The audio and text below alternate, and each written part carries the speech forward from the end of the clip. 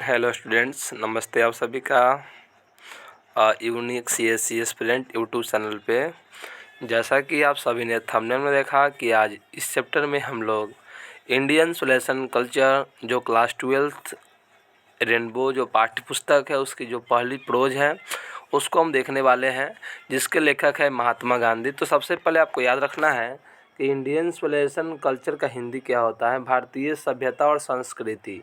और यह एक है ऐसे, क्या है भाई, यह एक ऐसे है जिसके लेखक है महात्मा गांधी। तो चलिए बिना देरी किए हुए चैप्टर को शुरू करते हैं। और हाँ, इस चैप्टर में इन्होंने क्या किया है, भारतीय सभ्यता और संस्कृति की तुलना यूरोपीय सभ्यता और संस्कृति अर्थात पश्चिमी सभ्यता और संस्कृति से किया है।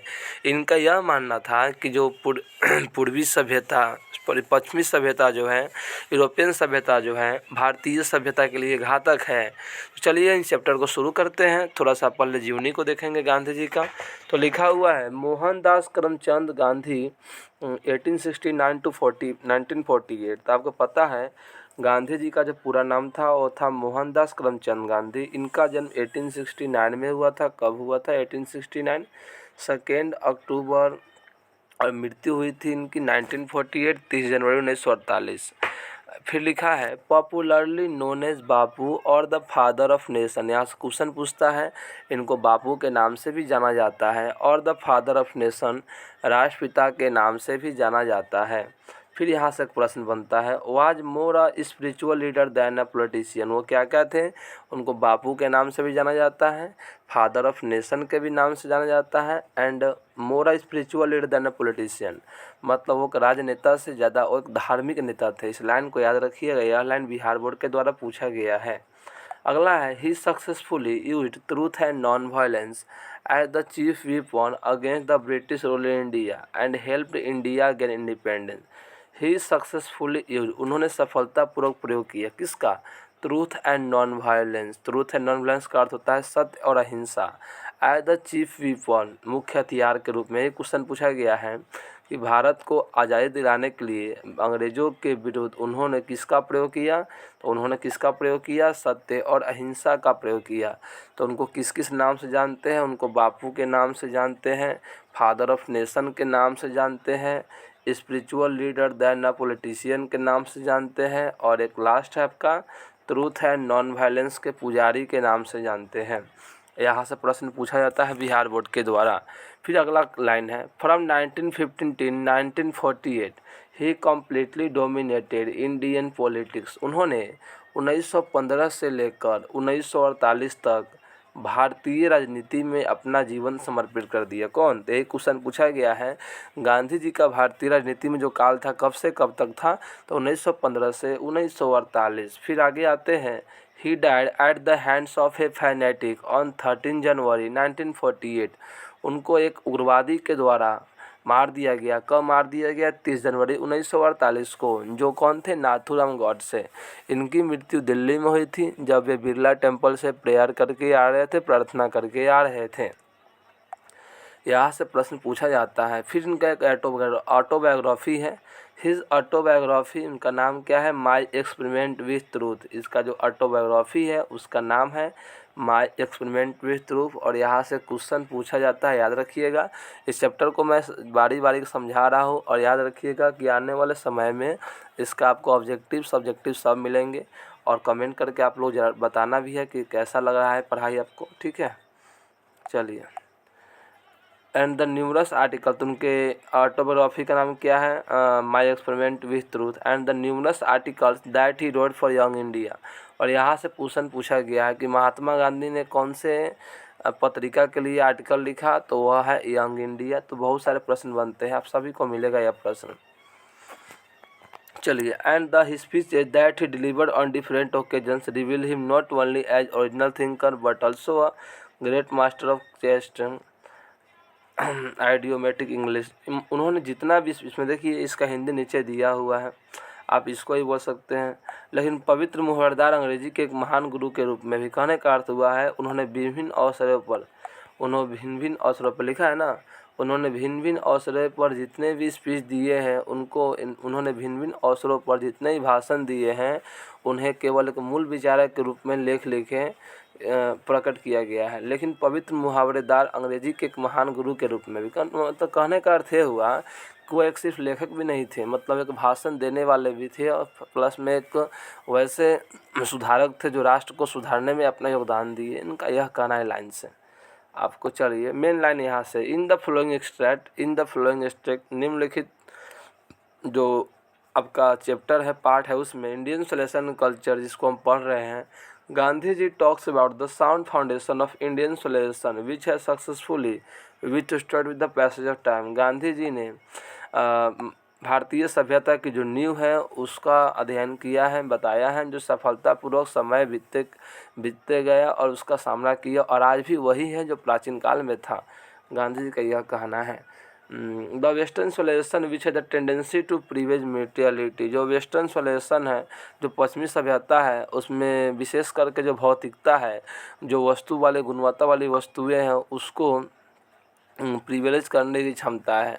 And cannot match the Indian solution that elevates the moral being. और जो वेस्टर्न सोल्यूशन है इंडियन सोल्यूशन की तुलना नहीं कर सकती है, मैच नहीं कर सकती। तो याद रखिएगा, वेस्टर्न सोल्यूशन जो होता है प्रिविलेज मैटेरियलिटी और जो इंडियन सोल्यूशन है एलिवेट मोरल बीइंग। यही क्वेश्चन पूछा गया है कि वेस्टर्न सोल्यूशन क्या प्रिविलेज करता है, तो मैटेरियलिटी।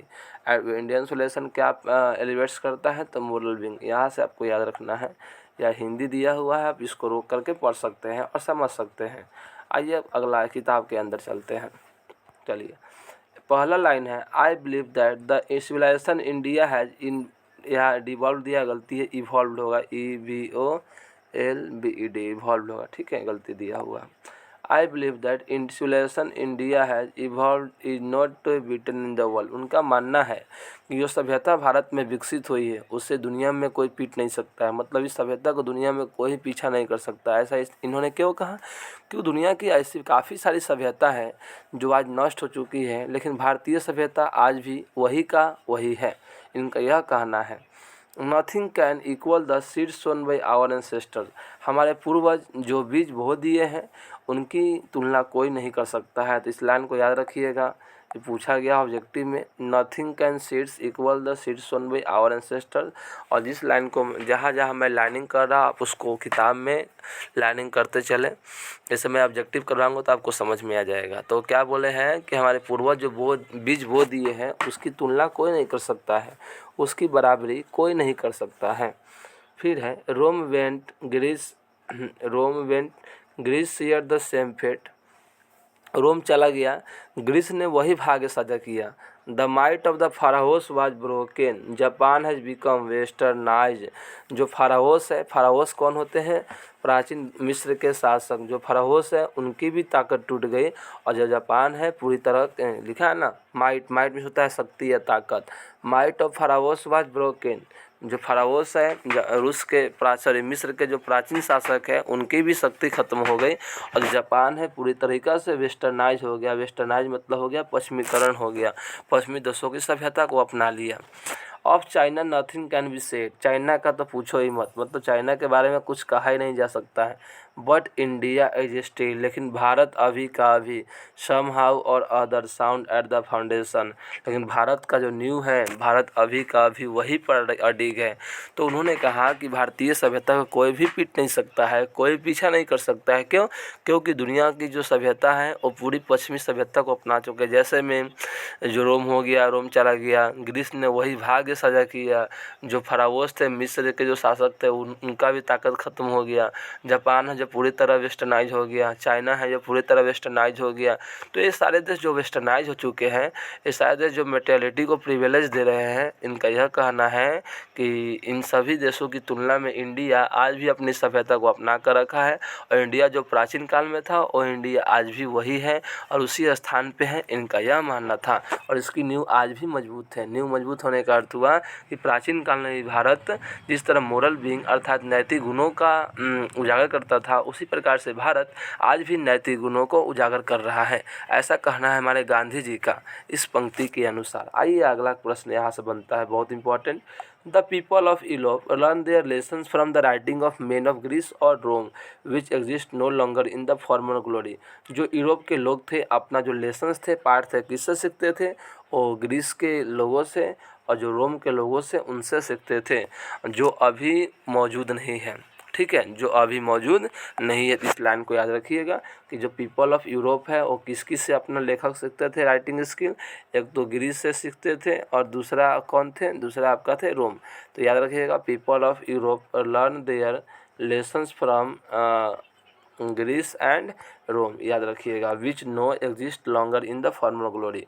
इन trying to learn from them the European imagine that they will avoid the mistakes of Greece and Rome, such is their principal condition. उनसे सीखने की कोशिश में यूरोपियन को ये लगा, ये लोग कल्पना करते थे कि वो ग्रीस जो गलती कर रहे हैं, जो रोम जो गलती कर रहे हैं, उनकी गलतियों से बचेंगे, लेकिन उन्होंने ऐसा नहीं किया। उनकी गलतियों से ये लोग नहीं बच पाए और आज उनकी स्थिति जो है दयनीय थी। ठीक है, तो याद रखिएगा इसमें मेन क्वेश्चन क्या है कि इस पंक्ति में हमने क्या पढ़ा है कि भारत की सभ्यता कहीं भी पीछा नहीं किया जा सकता है, क्योंकि दुनिया की सारी सभ्यता पश्चिमीकरण हो चुकी है। सभी सभ्यता पश्चिमी सभ्यता को अपना चुकी है, जैसे में रोम हो गया, चाइना हो गया, जापान हो गया, ग्रीस हो गया, ये सभी पश्चिमी सभ्यता को अपना चुकी है। लेकिन भारत आज भी मजबूत है, भारत की जो फाउंडेशन है, भारत की जो नींव है, आज भी मजबूत है।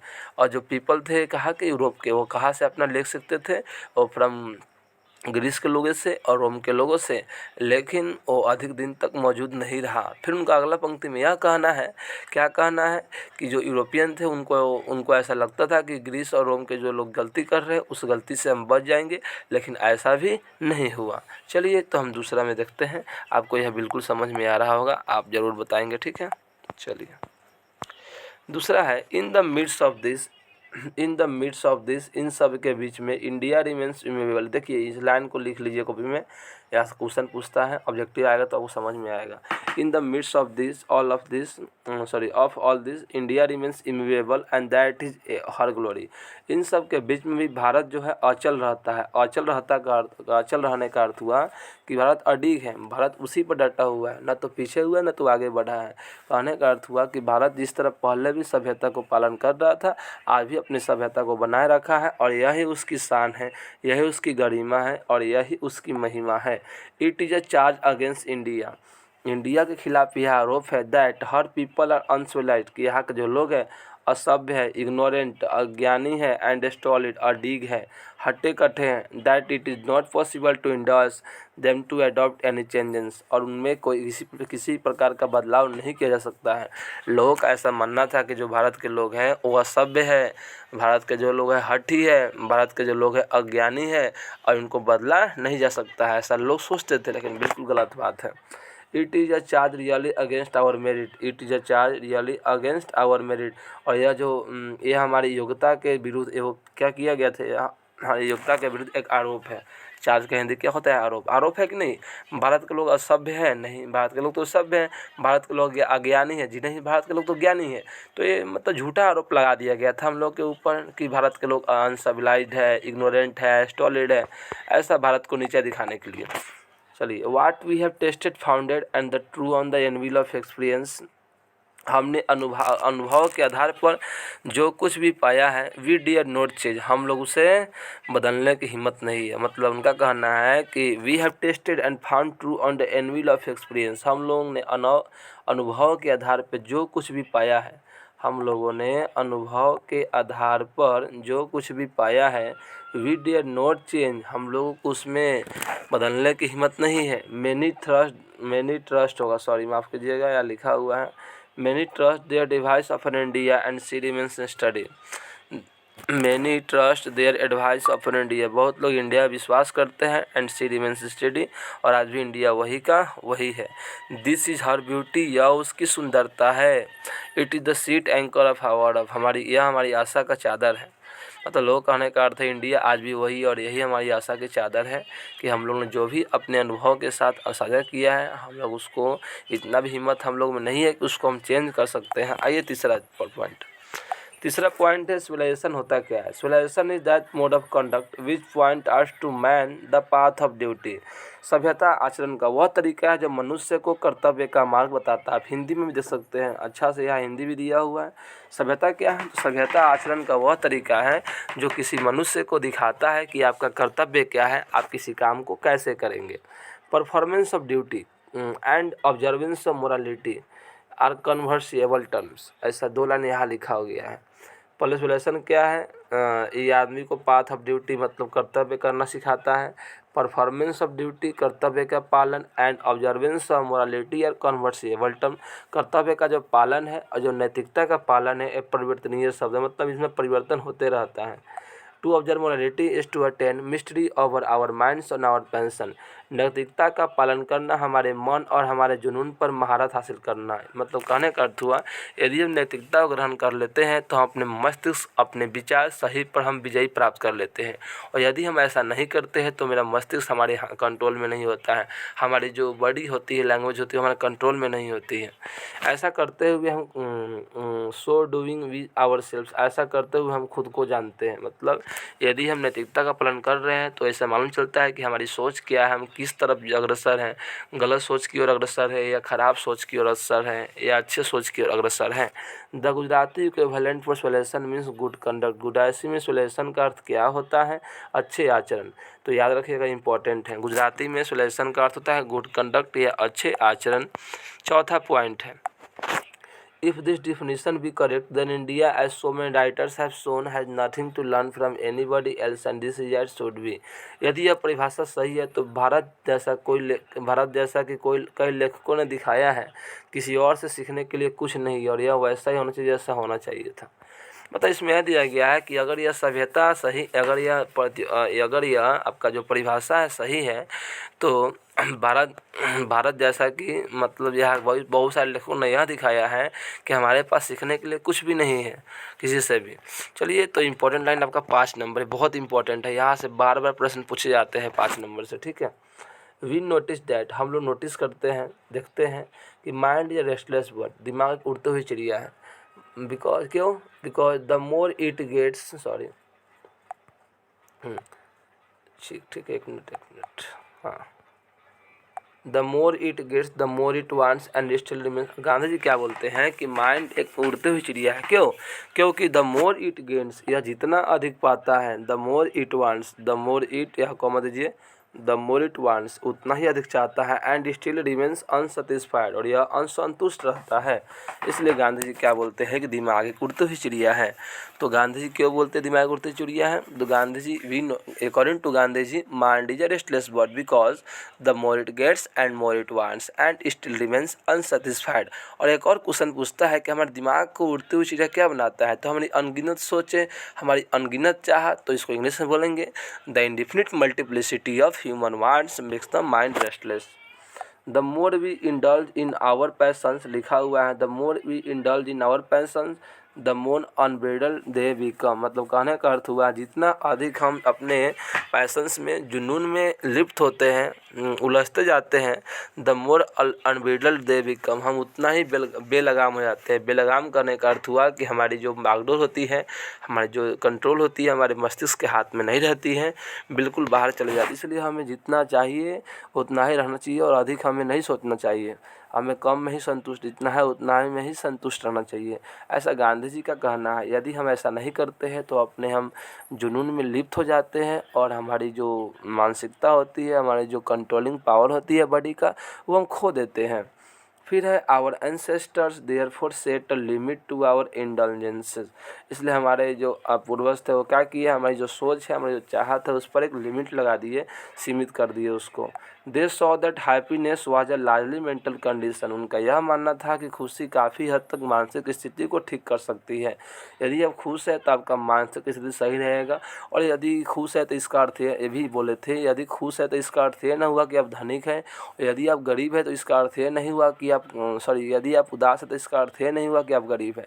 लेकिन ऐसा हमारे लेखक के द्वारा बताया गया है कि अक्सर आज के जो आधुनिक युग है, अक्सर वही लोग खुश रहते हैं जो काफ़ी गरीब होते हैं, और अक्सर वही लोग दुख रहते हैं जो काफ़ी धनिक होते हैं।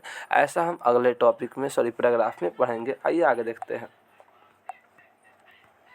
चलिए 6 नंबर है, a man is not necessarily happy because he is rich और unhappy because he is poor. वही बात है, यदि कोई आदमी खुश है तो इसका अर्थ नहीं हुआ कि वो धनिक है। देखिए खुश और रिच, और unhappy because he is poor और unhappy because he is poor.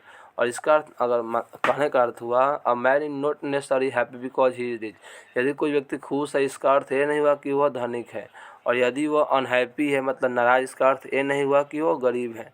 The rich are often seen to be happy, rich are जो अक्सर जो धनी होते हैं हमेशा उनको नाखुश देखा जाता है, और poor are to be happy, गरीब को खुश देखा जाता है। Millions will always remain poor, लाखों लोग हमेशा गरीब के गरीब ही रह जाते हैं। Observing all this our ancestor dissuaded us from luxury and pleasures, इसको देखते हुए हमारे जो पूर्वज थे हम लोग को क्या बोले, विलासिता। लग्जरी मीन्स क्या होता है, विलासिता, और प्लेजर होता है सुख। हमारे पूर्वज बोले कि हम लोगों को विलासिता वाले जीवन से और जो सुखमय जीवन है उससे हमको दूर रहना है। ठीक है, उससे हम लोगों को क्या करना है, दूर रहना है। We have managed with the same kind of law as existed thousands of years ago, लाखों हमेशा गरीब रहेंगे। ठीक है, पढ़ लिए हम हम उसी तरह के हल से काम चला रहे जो हज़ारों साल पहले हुआ करते। उनका कहना था कि आज भी हम उसी हल का प्रयोग कर रहे हैं जो हज़ारों साल पहले था। We have retained the same kind of cottage that we had in the former times, आज भी हम उसी प्रकार के कॉटन होता है कपड़ा, उसी प्रकार के कपड़े को पहन रहे हैं जो पहले वाले समय में था। And our indigenous education remains the same as before, और हमारी शिक्षा पद्धति भी वही है जो पहले थी। उनका यह मानना है कि हम लोगों को अपना विलासिता में सुख को त्याग करना है, क्योंकि आज हम लोग वही हल को चला रहे हैं जो हज़ारों साल पहले था। आज हम लोग वही कपड़े पहन रहे हैं, वही कॉटेज पहन रहे हैं जो पूर्व समय में था, और हमारे पास वही स्वदेशी शिक्षा है जो पहले था।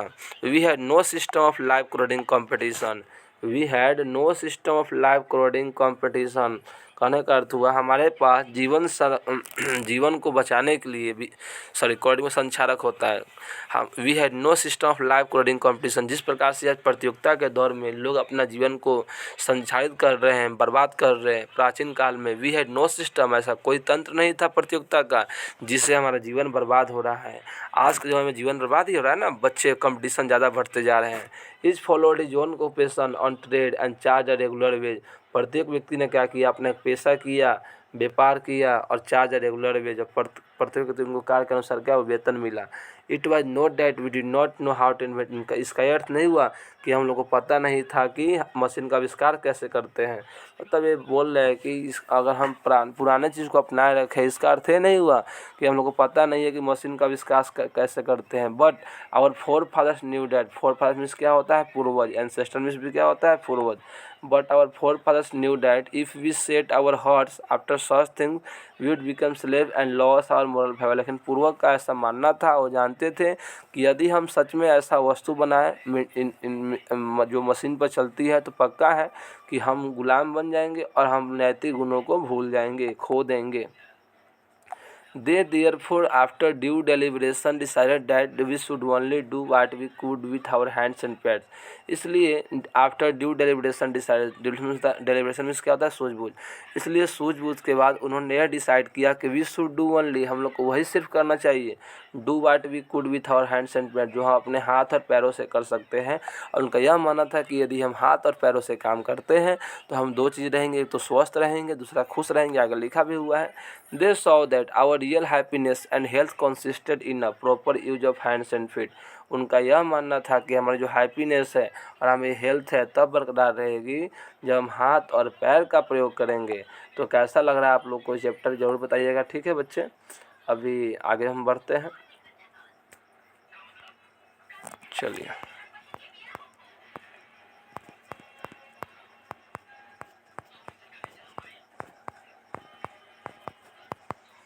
आइए 7 number, they further reason that large cities where as a snare and useless encumbrances, उनके अनुसार जो हमारे बड़े शहर थे, उनके अनुसार जो बड़े शहर थे वो एक जाल की फंदा की तरह था। स्नेयर का अर्थ होता है जाल के फंदा। एंड यूजलेस इनकुबरेंस, और बेकार थे, बोझ के रूप में थे। That people would not be happy in them, क्योंकि लोग वहाँ खुश नहीं रहते हैं। क्वेश्चन भी है कि हमारे पूर्वज के अनुसार बड़े शहर जो थे, वो हमारे जो पूर्वज थे छोटे गाँवों से संतुष्ट क्यों थे और बड़े शहरों से संतुष्ट क्यों नहीं थे। तो हमारे जो पूर्वज थे बड़े शहरों से संतुष्ट इसलिए नहीं थे क्योंकि वो शहर को एक जाल की फंदा के रूप में देखते थे। उनको ऐसा लगता था कि शहर में काफ़ी बोझ है, वहाँ के लोग नाखुश रहते हैं, इसलिए वे बड़े शहरों से संतुष्ट नहीं थे और छोटे गाँवों से संतुष्ट थे।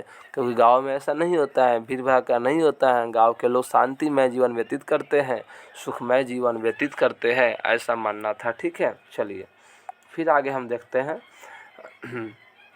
That there would be gangs of thieves, शहर में जो होता है चोरों का जो गैंग होता है, रॉबर्स डकैतों गैंग होता है, prostitution and vice flourishing in them, ठीक है, वह वैश्यावृत्ति होती है, वह बुराई ज़्यादा होती है।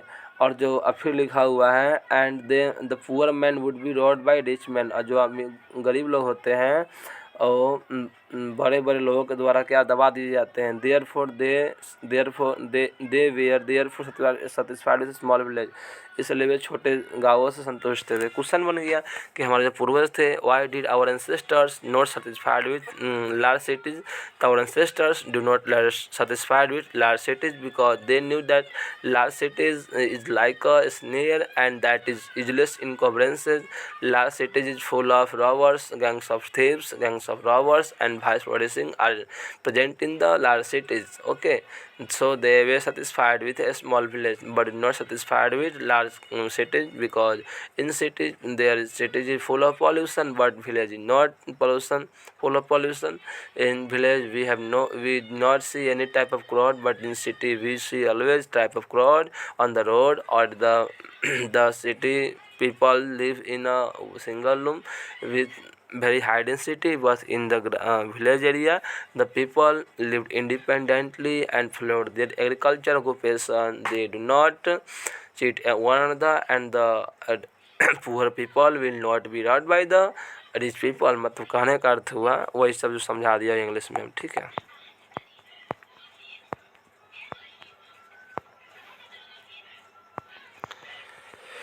They saw that kings and their swords were inferior to the sword of ethics. उन्होंने देखा कि राजा और उनकी तलवार नैतिकता की तलवार से नीचे, मतलब जो राजा है और उनकी जो तलवार है, मतलब राजा और उनकी तलवार नैतिकता की तलवार से नीचे है। इसलिए उन्होंने पृथ्वी के शासकों को ऋषि और फकीरों से कमतर माना है। मतलब उनका यह कहना था कि जो राजा की तलवार है, जो राजा की बात है, नैतिकता से कम है। मतलब जो नैतिकता की जो वाणी है वो राजा उस पर टिक नहीं पाता, जो राजा की तलवार नैतिकता पर टिक नहीं, उनसे नीचे है। ठीक है, a nation with a constitution like this is fitter to teach than to learn from others. जो हमारे नेशन इसमें एक संविधान है वह सिखाता है कि हम दूसरों से सीखें और दूसरों को सिखाएं। दिस नेशन हैड कोर्ट्स, इस देश में अदालतें हैं, लॉयर्स एंड डॉक्टर्स, वकील और डॉक्टर थे। But they were all within bounds, लेकिन सभी जो है एक सीमा के भीतर है। Everybody knew that this professions we are not particularly superior, सभी को पता है कि जो पेशा है विशेष रूप से श्रेष्ठ नहीं थे। Moreover these vakils and vaids did not read people, उनको यही पता कि जो वकील और वैद्यों ने है लोगों के नहीं लूटा। दे वीर कंसिडर्ड पीपल डिपेंडेंट्स, ऐसा माना गया है कि उन लोगों का आश्रित माना जाता था, उनका स्वामी नहीं। कहने का अर्थ हुआ इसमें दिया गया है कि इस नेशन में कोर्ट भी है, लॉयर वकील भी है, डॉक्टर चिकित्सक भी है, but they we are all within bound, लेकिन सभी एक सीमा के अंदर है। एवरीबॉडी न्यू डैट, सब लोग जानते हैं, this professions we are not particularly superior, ये जो पेशा है अपने आप में श्रेष्ठ नहीं है। Moreover these vakils and vaid did not rob people, और इससे भी ज़्यादा यह देखा गया है कि यहाँ के जो वकील हैं जो वैद्य है वो लोगों को डकैत लूटते नहीं थे। They were considered people dependent, ऐसा माना जाता था कि लोग उन पर निर्भर है। नॉट देयर मास्टर, उनके मास्टर मतलब वो लोगों के मास्टर नहीं है। जस्टिस वाज टोलेबली फेयर, जो कह रहा जो न्याय था सराहनीय रूप से निष्पक्ष था। पहले जो न्याय था और टोलेबली फेयर मतलब टोरेबली फेयर का अर्थ होता है निष्पक्ष था। The ordinary rule was to avoid court, सामान्य नियम जो था वो अदालतों को अवॉइड करना पड़ता था, मतलब जो सामान्य नियम है वो कोर्ट को अवॉइड करना पड़ता था। They we are not asked to lure into them, लोगों को लुभाने के लिए उनके पास कोई चारा नहीं था। This evil too was noticeable only in around capitals, ठीक है। यह बुराई भी राजधानियों के आसपास ध्यान देने वक्त, मतलब जो बुराई है आपका लोगों को लुभाने का, लोगों को लूटने का, कहाँ देखा गया? जो हमारी उसकी राजधानी थी वहाँ उसके नज़दीक में देखा गया। और फिर ये लाइन बहुत इंपॉर्टेंट था, कॉमन पीपल लिव इंडिपेंडेंट, साधारण लोग थे कि बिना किसी पर निर्भर होकर रहते थे, and followed there agriculture occupation, और अपने कृषि की जो पेशा है उसको अपनाते थे, फॉलो करते थे, और इस प्रकार से अपना वो व्यतीत करते थे। क्या? स्वतंत्र जीवन, खुशमय जीवन, आनंददायक जीवन। तो यही क्वेश्चन पूछा गया है कि our ancestor how did our ancestors enjoy true and rule. तो हम बोलेंगे कि हमारे जो एंसेस्टर्स से बिना किसी पर डिपेंड होकर रहते थे और एग्रीकल्चर ऑक्यूपेशन को क्या करते थे? फॉलो करते थे, और इस प्रकार से वे होम रूल को एंजॉय किए। ठीक है, and followed they enjoy true home rule, ऐसा आपको याद रखना है। आइए आगे देखते हैं। द इंडियन सोल्यूशन है डिस्क्राइब्ड बाई मी, भारतीय सभ्यता जो मेरे द्वारा वर्णित है, has been described by its votaries, यह उनके समर्थक द्वारा भी वर्णित किया गया है। In no part of the world under no solution have all attend perfection, मतलब कहने का अर्थ दुनिया के किसी भी हिस्से में और किसी भी सभ्यता के तहत सही पुरुषों ने पूर्णता प्राप्त नहीं की। मतलब कहने का अर्थ हुआ कि दुनिया में जितना भी पार्ट है वह सभ्यता नहीं है, जो सभ्यता में नहीं है तो वहाँ कोई भी लोग परिपूर्ण नहीं है। The tendency of Indian solution is to elevate moral being, जो भारतीय जो सभ्यता है उसकी यह टेंडेंसी है, उसकी यह प्रवृत्ति है। क्या प्रवृत्ति है? नैतिकता की जो सत्ता है उसको ऊपर उठाने की। That of the western solution is to propagate immorality, उसी के उल्टा जो वेस्टर्न सोल्यूशन है उसका क्या विचार है? अनैतिकता को बढ़ाने की। द लेटर इज गॉडलेस, मतलब लेटर मतलब बाद वाला, बाद में कौन है? Western solution. जो वेस्टर्न सोल्यूशन है गॉडलेस है, गॉडलेस का का अर्थ हुआ वो ईश्वर विश्वास नहीं करता है। फिर लिखा है the former is based on a belief in God, लेकिन जो आपका फॉर्मर है, जो आपका आगे वाला है, वो ईश्वर विश्वास करता है। So understanding and so believing, जो पहले वाला है काफ़ी समझदार है, काफ़ी विश्वासी है।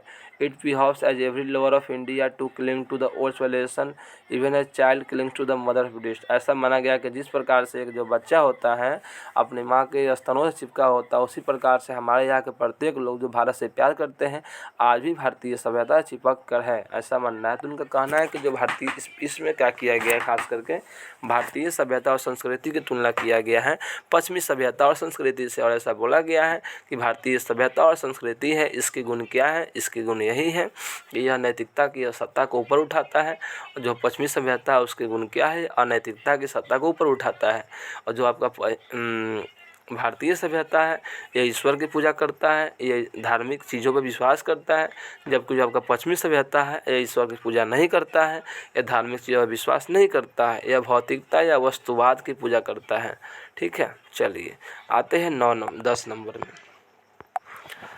आई am no hater of the west, I am no hater, Gandhi ji बोल रहे हैं मैं पश्चिमी सभ्यता का नफरत नहीं करता हूँ।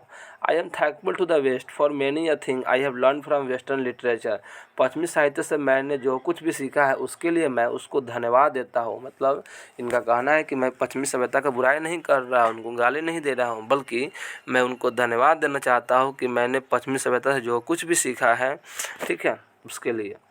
But I am thankful to the modern solution for teaching me that if I want India to reach its fullest height, I must tell my countrymen frankly that after years and years of experience of modern solution, I have learned one lesson from it that it is must shun at all cost। मतलब इस line में समझाया जाता हूँ क्या लिखा हुआ है, क्या लाइन बड़ा अच्छा है। But I am thankful to modern solution फिर लिखा हुआ है, लेकिन मैं आधुनिक सभ्यता का शुक्रगुजार हूँ, इसको ही मैं धन्यवाद देना चाहता हूँ कि उसने मुझे यह सिखाया है कि अगर मैं चाहता हूँ कि भारत अपनी पूरी ऊंचाई तक पहुँचे तो मुझे अपने देशवासियों को स्पष्ट रूप से बताना होगा कि वे आधुनिक सभ्यता के वर्षों और वर्षों के अनुभव के बाद मैंने इसको एक सबक सीखा है, और यह है कि हमें इसका हर कीमत पर बहिष्कार करना चाहिए। इनका इस लाइन के अनुसार यह बताने का कोशिश किया गया है कि यदि आपको अपनी सभ्यता को बरकरार रखना है तो यह सभ्यता हमें यह भी सिखाई है कि हमें यह भी सिखाई है कि प्लीज़ अगर आपको इंडियन सोल्यूशन को बचा कर रखना है तो कृपया करके आप पश्चिमी सभ्यता का बहिष्कार करें। तो गांधी जी दोनों चीज़ के लिए धन्यवाद देते हैं। मतलब गांधी जी कहना है सही है कि इसने मुझे सिखाया है कि यह किस प्रकार से है कि सभ्यता को बर्बाद कर सकता है, तो इसने मुझे सिखाया है, इससे जो मुझे सबक मिला है सबक यही मिला है कि सबक यही एक है कि यदि हम अपनी सभ्यता को इससे दूर कर देते हैं तो हमारी सभ्यता नष्ट नहीं होगी और नष्ट होने से बच जाएगी, अर्थात पश्चिमी सभ्यता में रूपांतरित होने से बच जाएगी। चलिए अगला चलते हैं 11 नंबर। 11 नंबर है what is the modern solution. Question एक पूछा गया ऑथर के द्वारा, मॉडर्न सोल्यूशन है क्या। इट द कोई आंसर देता है, हम अभी बोले मॉडर्न सोल्यूशन वह है जो पदार्थों की पूजा करता है, जो ईश्वर में विश्वास नहीं करता है, जो वस्तुओं की पूजा करता है, मनुष्य की पूजा नहीं करता है। मान लीजिए कि हम कार खरीद के लाते हैं, यदि कार में एक स्क्रैच लग जाता है तो क्या करते हैं, बच्चे को हम पीट देते हैं कि हमारे कार में स्क्रैच क्यों लग गया। तो कहने का अर्थ क्या हुआ, आज की जो सभ्यता है, जो एज है, उसमें हम एक जो लिविंग थिंग्स है, एक जो व्यक्ति है, उसकी महत्व को नहीं दे रहे हैं, उससे महत्व नहीं दे रहे हैं, बल्कि एक छोटे छोटे मोटे जो कार है उसको महत्व दे रहे हैं। 10 लाख 15 लाख का जो कार है उसको महत्व दे रहे हैं। कहने का अर्थ क्या हुआ, कहने का अर्थ यही हुआ कि हमारी जो सभ्यता है वह लोगों पर विश्वास नहीं कर रही है। यहाँ के जो विचारक है, यहाँ की जो भावना है, व्यक्ति है, उन पर विश्वास नहीं कर रहे हैं, बल्कि यह द्रव्यों की पूजा कर रहे हैं, या व्यक्तियों की पूजा नहीं कर रहे हैं, ईश्वर पर विश्वास नहीं कर रहे हैं, बल्कि यह द्रव्यों की पूजा कर रहे हैं, ऐसा इनका मानना है। तो डेफिनेशन बोलते हैं, पूछेगा आपसे व्हाट इज मॉडर्न सोल्यूशन, तो आंसर दीजिएगा it is the worship of material, यह पदार्थों की पूजा है। It is the worship of the beauteous, यह भौतिकवाद की पूजा है। It unadulterated materialism, unadulterated materialism यह पशु की पूजा है, ठीक है, मटेरियल द्रव्यों की पूजा है। And modern solution is nothing if you did not think at every step of Triumph of material solution.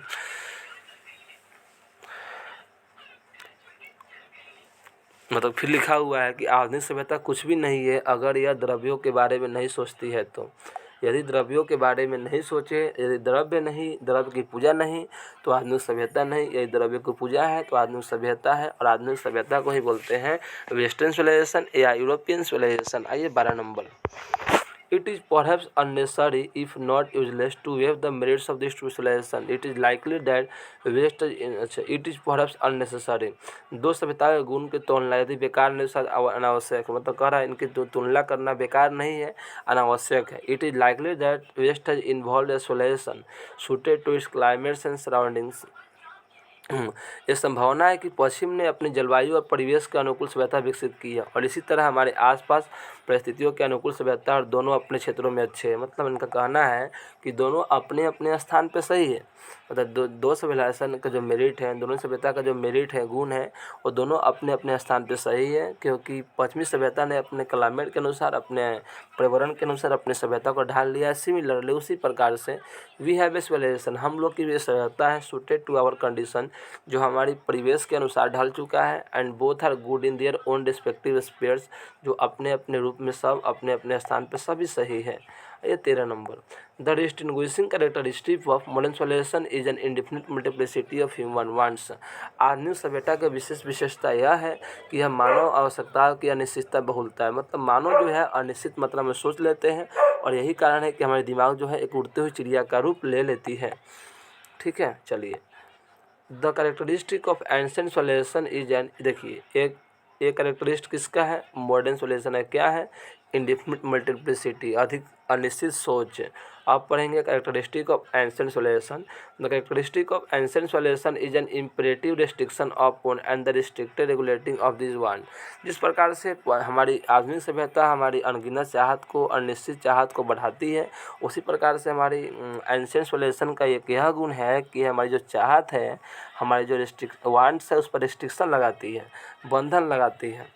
The modern और western insatiableness arises early from want of living faith in future state and therefore also in divinity। आधुनिक या पश्चिमी अतिरिक्त वास्तव में भविष्य की स्थिति में, और इसलिए देवत्व में विश्वास की कमी से उत्पन्न होती है। तो इनका कहना है कि द मॉडर्न और western insatiableness arises really from want of living faith in future state.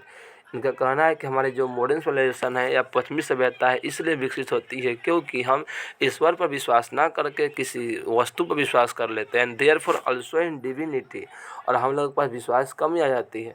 The restraint of ancient और ईस्टर्न, देखिए मॉडर्न को हम बोलते हैं वेस्टर्न और एंशिएंट को बोलते हैं ईस्टर्न, याद रखिएगा।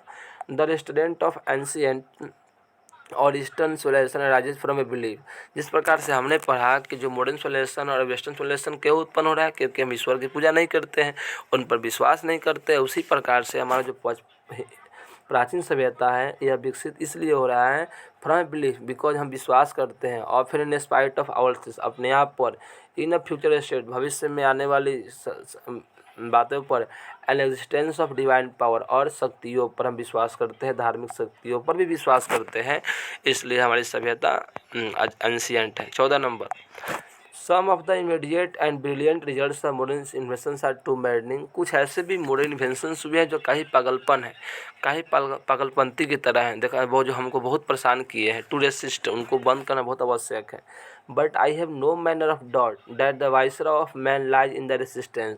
लेकिन इसमें मुझे कोई संदेह नहीं है कि मनुष्य का जो जीत है उसके प्रतिरोध में निहित है। मतलब यदि मनुष्य को जीतना है तो उसमें प्रतिरोध लगाना पड़ेगा। जिस प्रकार से आप पढ़ते हैं कि यदि बल्ब को जलाना है, फिजिक्स में पढ़ते हैं, तो प्रतिरोध की आवश्यकता होती है, रेसिस्टेंस की आवश्यकता। उसी प्रकार से यदि मनुष्य को जीत दिलाना है, यदि मनुष्य को ज्वलित करना है, मनुष्य को आगे बढ़ाना है, मनुष्य को सूर्य की तरह प्रज्वलित करना है, तो रेसिस्टेंस का होना बहुत ज़रूरी है। We are in danger of bartering away the permanent good और मोमेंट्री प्लेज। हम लोग क्षणिक सुख के लिए क्या कर रहे हैं, हम लोग क्षणिक सुख के लिए क्या कर रहे हैं, हम लोग अच्छाई से दूर होते चले जा रहे हैं। मतलब एक क्षण की खुशी के लिए हम अपने नैतिक गुणों को, अपने व्यवहार को, विचारधारा को, सभ्यता को, सभी को भूलते चले जा रहे हैं। ये 15 नंबर,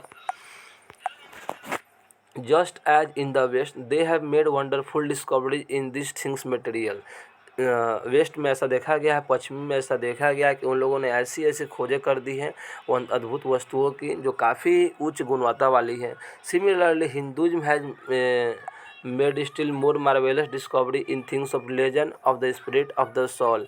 लेकिन जो उसी प्रकार जिस प्रकार से आपने पढ़ा कि जो पश्चिमी सभ्यता के लोग हैं भौतिक वस्तुओं की अद्भुत खोज की, उसी प्रकार से जो हिंदू धर्म के लोग हैं उन्होंने क्या किया है, धर्म और जो आत्मा है, आत्मा की चीज़ों है और अद्भुत खोज की है। मतलब कहने का अर्थ हुआ पश्चिमी सभ्यता के लोगों ने भौतिक वस्तुओं की खोज की है, और यहाँ को जो हिंदू धर्म है उन्होंने धर्म, आत्मा, आत्मा की चीज़ और अद्भुत खोज की है। आपको ये सब बातें आपको याद करके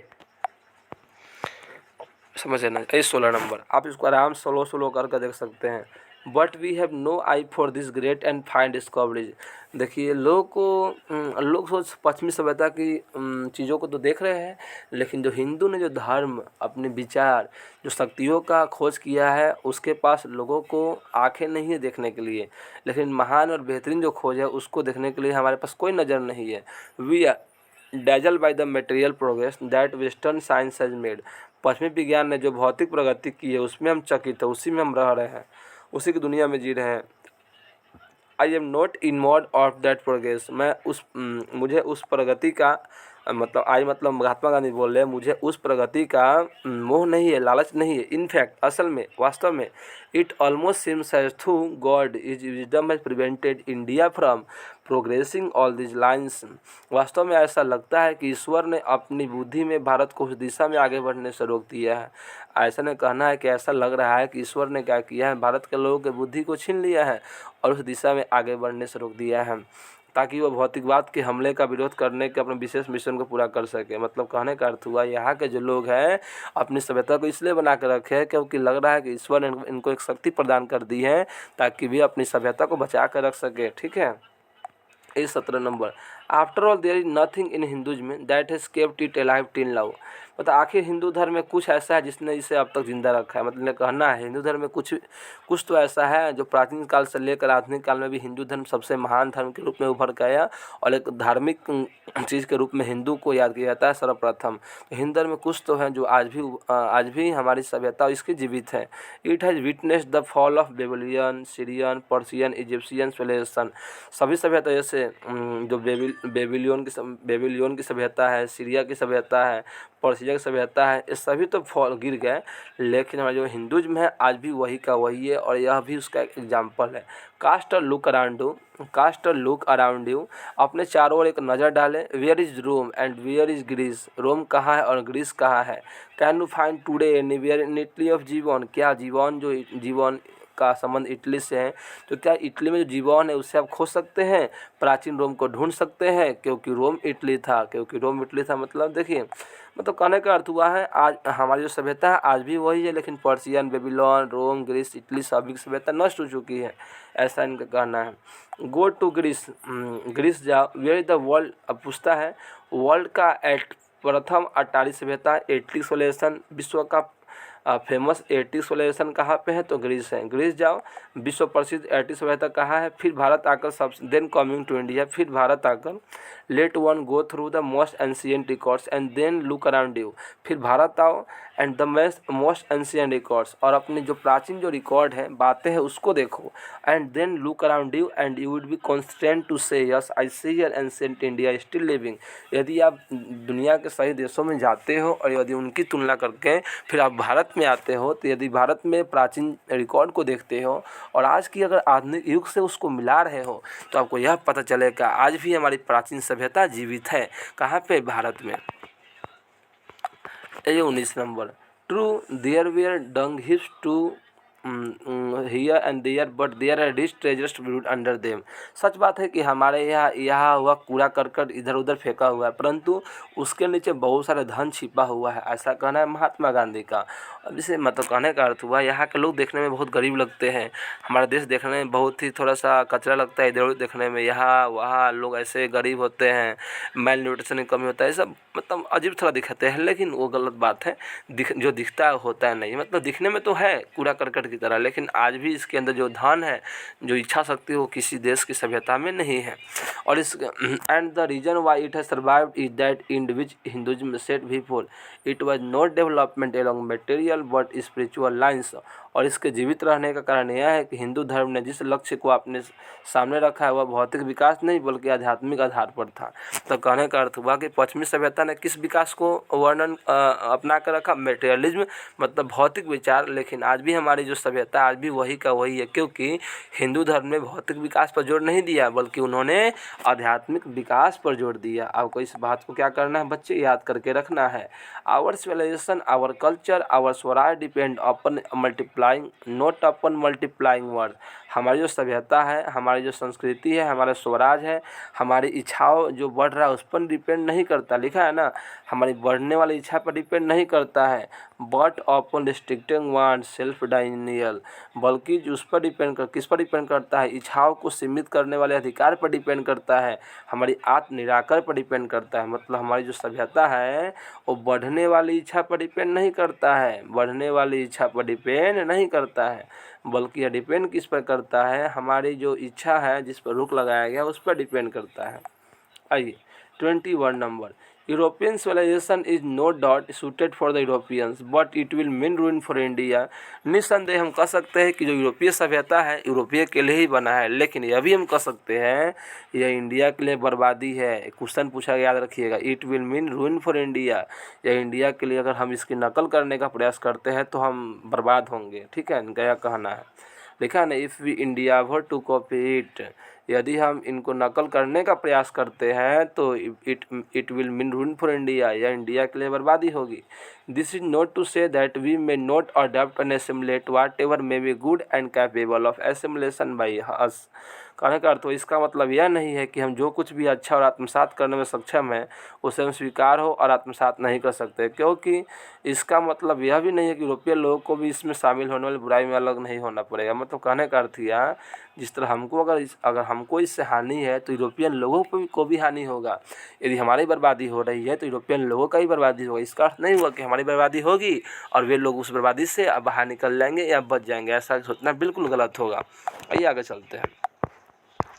22 number, the incessant search for material comforts and their multiplication is such an evil and I make bold to say that European themselves will have to remodel their outlook. भौतिक सुख सुविधाओं की निरंतर खोज और उनका गुणन एक ऐसी बुराई है, मतलब जो भौतिक खोज हुआ और उसका जो गुणन एक ऐसी बुराई है, और यह कहने का साहस करता हो कि यूरोपीय लोगों को स्वयं अपने दृष्टिकोण को फिर से तैयार करना होगा।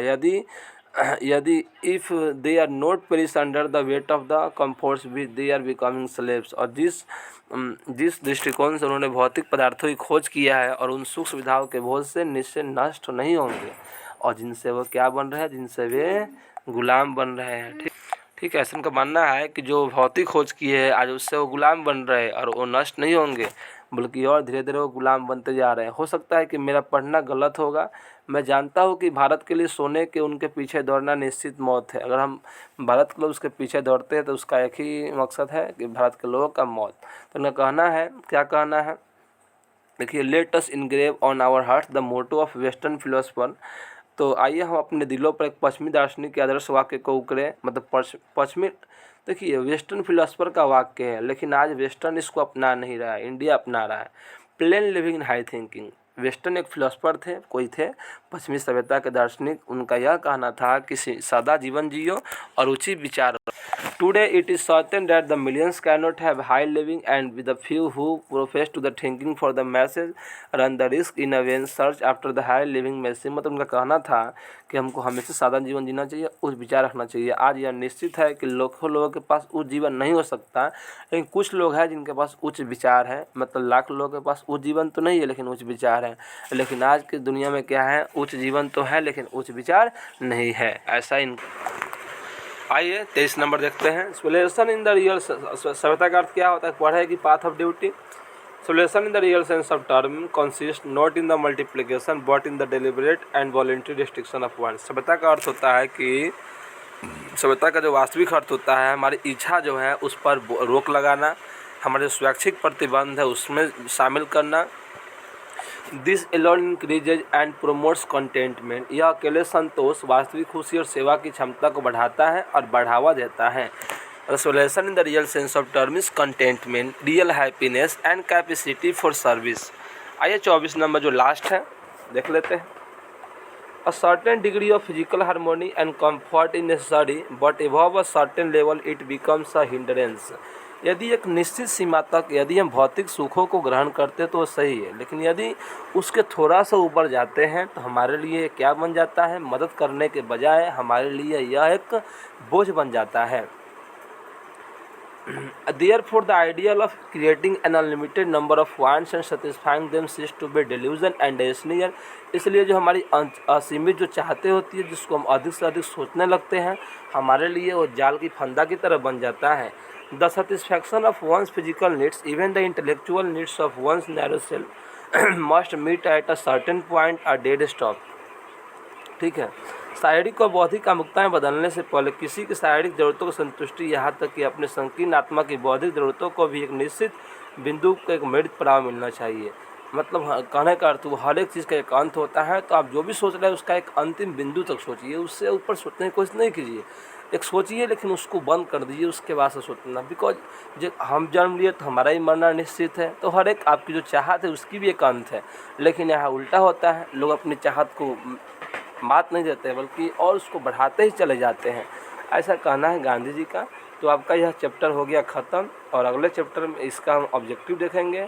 ऑब्जेक्टिव के साथ सब्जेक्टिव और समरी देखेंगे। आप कमेंट करके बताइएगा आपको क्लास कैसा लगा, और प्लीज़ हाँ इसको आप शेयर कीजिएगा और हमारे चैनल को सब्सक्राइब कर दीजिएगा। ठीक है, तो फिर से मिलते हैं अगले क्लास में। क्लास कैसा लगा आप लोग कमेंट करके